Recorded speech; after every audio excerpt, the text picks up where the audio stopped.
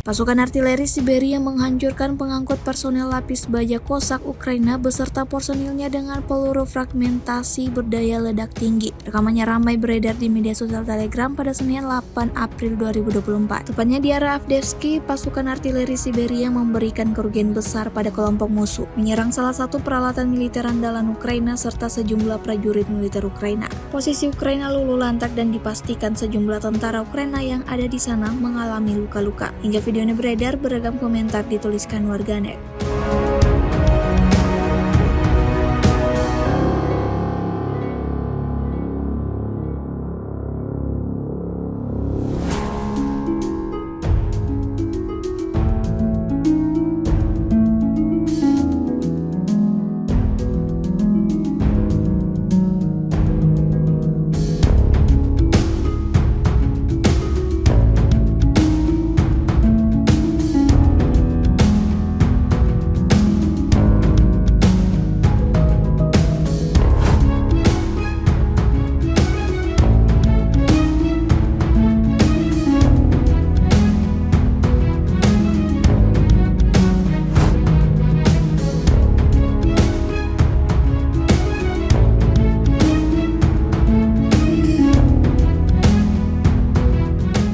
Download Tribun X sekarang, menghadirkan lokal menjadi Indonesia.